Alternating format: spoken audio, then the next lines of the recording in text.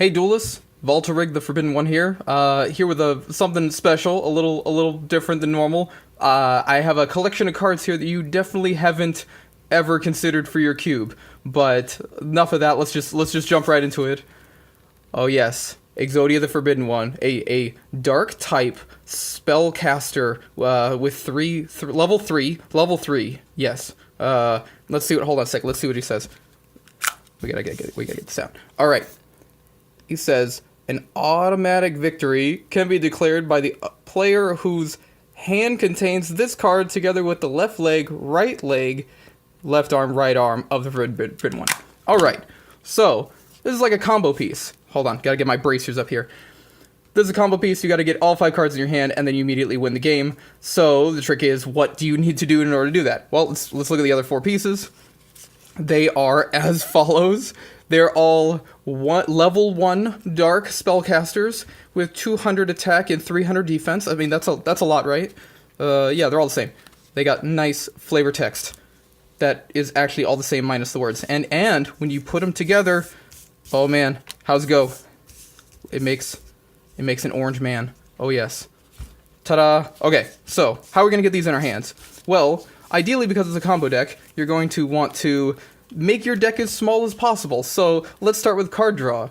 We've got the Jar of Greed, a trap card that I have the first edition of. Ooh, and it says draw 1 card from your deck. So you're just gonna play as many of those as you can. Ideally, 3, 4. I can't remember what the maximum is. And Upstart Goblin. Draw a card from your deck. Your opponent gains 1,000 life points, but you're not going to care because you're not trying to reduce their life points. You're trying to banish them to the Shadow Realm. So we're just going to keep on going with Graceful Charity. Draw 3 cards and discard any 2 cards from your hand. This is like a bazaar. I mean, if I knew what that was. And you're going to have to basically filter through and find your pieces and discard whatever. You don't even care what extra cards you draw. But when you have very few pieces in your hand, you've drawn a whole bunch of extra cards, you can use a Magical Mallet, another spell card that says add a number of cards from your hand to the deck and shuffle it, then draw the same number of cards that you added to the deck. So, Wheel of Fortune, no, I don't know what that is. So you're basically going to take all those extra pieces that you have lying around that don't filter, maybe the field wipes, and put them all back to hopefully draw into your pieces of Exodia. And here's kind of like insurance card almost, Pot of Avarice. Select 5 monster cards in your graveyard, then add them to your deck and shuffle it. After that, draw 2 cards from your deck. So in case your opponent, makes you discard Exodia or somehow puts them on the field and then those pieces die and go to your graveyard, then you're going to want to get those back and so you can put them in to be drawn again later. And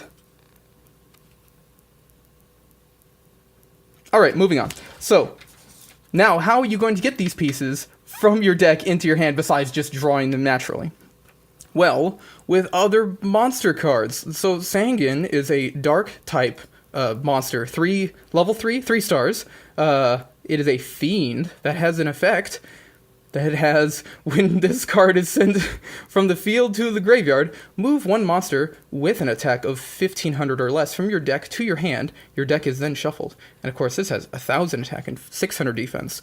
So this is good for getting every single one of your pieces, because all the pieces are 1,000 or less, 200, 300s a piece. So this is good for getting all those pieces directly to your hand. All you have to do is play Sanguine in face-up attack position, or set him in face-down defense position, and then it dies, somehow, when combat happens, however that works. Then we've got Witch of the Black Forest, a level 4 dark spellcaster with the effect, when this card is sent from the field to the graveyard, move 1 monster with defense 1,500 or less from your deck to your hand. Your deck is then shuffled. 1,100 and 1,200. This is a bit bigger than Sanguine, and gets the other half. So theoretically, you can run 3 of each of these in your 40 card deck, in your 60 card deck. Somebody tell me how to play this game again. And finally, Emissary of the Afterlife is a level 4 1,600, 600. That's actually kind of big. Fiend effect. When this card is sent from the field to the graveyard, each player selects one level 3 or lower monster card from his or her deck and adds it to their hand. After showing it to the opponent, the decks are then shuffled. So you give your opponent the same benefit, it's a symmetrical effect, but again, you're trying to bench into the Shadow Realm, so you're going to get a lot more benefit out of it than they do. And ideally, like a level 3 or lower monster, like a normal monster, like that's basically everything except the head. So you're going to get any one of the other pieces with this, and sometimes maybe they don't even have a level 3 or normal lower monster in their deck, so you just basically get the pure benefit of that. So, what happens when the plan goes wrong and somebody gets rid of your pieces of Exodia? You're going to have to use Monster Reincarnation, not Monster Reborn, because Monster Reborn brings it back to the battlefield. Summoning Field, whatever it's called. And this Monster Reincarnation will discard a card from your hand to add a monster card from your graveyard to your hand. So you can use this to get back an Emissary or a Witch to get another iteration on those. Or you can do it on a piece of Exodia if you've managed to discard it somehow. Or if your opponent has managed to pull it out of your hand somehow. Now you're going to want to basically play defensively and control the board because you want to draw into these pieces as fast as possible. So you're going to want to cast Regeki to destroy all of your opponent's monsters on the field for free. That seems really good. That seems like very good. Holy crap. Yeah. You play as many of this card. Why would you not play this in every deck? Maybe I don't know. Maybe there's a reason. Maybe there's some alternate things, like destroying your opponent's monsters. I don't know. This seems really good. Okay, but the worst version of that is Dark Hole, which destroys all monsters on the field. But for us, this is actually better, because we're going to have our Emissaries, Witches, and Sanguines on the field. So we're going to get to wipe our opponent's field, and then also get all of our pieces to our hand when we cast this. Cast? Summon? I don't know. I don't know what the verbiage is. And this is a tricky one as well. It's like a Dark Hole, but you can use it when your opponent activates it. Activates trap cards. Because you can only activate it when the monster is normal summoned, flip summoned, or special summoned. And then you destroy all monsters anyway. So, similar to Dark Hole, but it's a trap card. So, maybe that's different. Then, Threatening Roar says your opponent can't declare an attack this turn. So you basically get another draw out of it. You're going to be just saying Fog, if I knew what that was, and you're going to just get another draw. It's almost like drawing a card if you can effectively make your opponent's turn do nothing. So, speaking of that, we're going to want a similar effect to this, and that is Nightmare Steel Cage. It's a spell card that says, this card remains face-up on the field for 2 of your opponent's turns. No monsters can attack, even you, and destroy this card during your opponent's second end phase after this card was activated. So do you put counters on it? How are you supposed to remember? Whatever. Maybe people just know. So, yeah, this is basically 2 fogs, and you're going to get 2 extra card draws because your opponents can't attack. You can't attack either, but you don't really care. You're going to put all your stuff in face down, set it in face down defense position because you don't want them to know that you're on this plan, and you want to be super tricksy about it.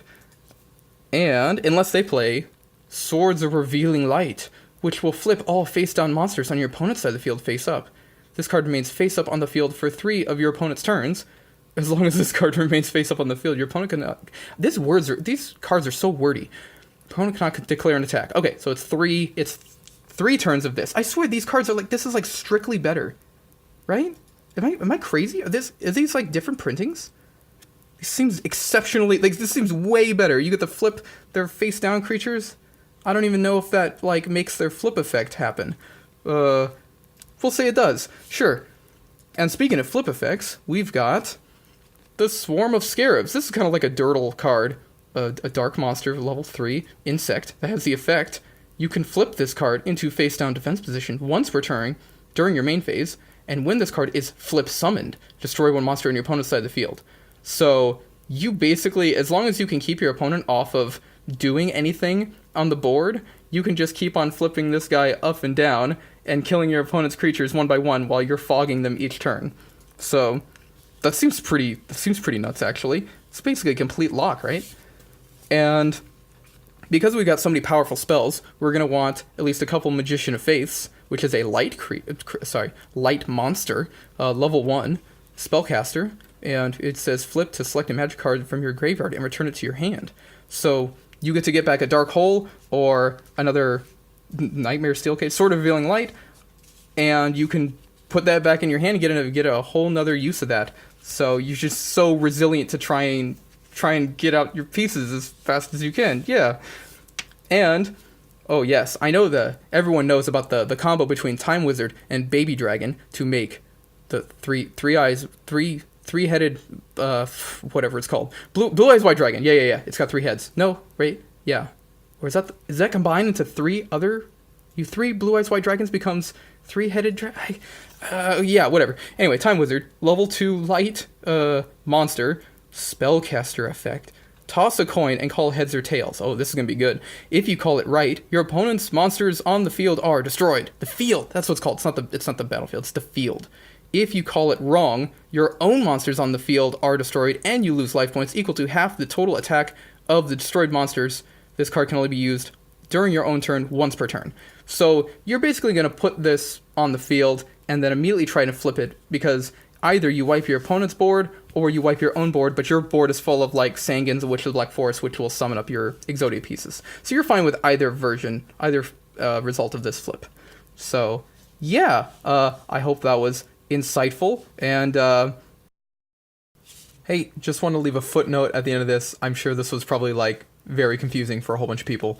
Number 1, check the date. Number 2, I don't hate Yu-Gi-Oh! This was all just like fun and games. I used to play Yu-Gi-Oh! Back in high school, and I kind of just like found this deck. Yeah, look at this deck box, all right. and found this old deck that I made that literally just did this thing because I thought, you know, Exodia, like comboing off with Exodia was like the coolest. So yeah, and apparently it was 40 cards. I don't know, sure if Yu-Gi-Oh! Nowadays is still 40 cards. But yeah, and I even had this other one. There's like the Umi, right? With the legendary fisherman, just like in the show. Oh my god. So I just thought it was funny. I hope you thought it was funny as well. I'm not so good with comedy stuff. I'd rather just like talk about Cube. Also, yeah, if there's any like people who play Yu-Gi-Oh, look up MTG Cube. I don't know if that's a thing in Yu-Gi-Oh at all. I don't know. Maybe it's just a Magic thing. Maybe that's actually a thing where you can draft. I don't know how drafting works in Yu-Gi-Oh at all. Anyway, I just wanted to add this footnote in case a ton of people were confused. So I'll be back to my regularly scheduled programming whenever I feel like making another video. So hope that was fun. I'll see you later.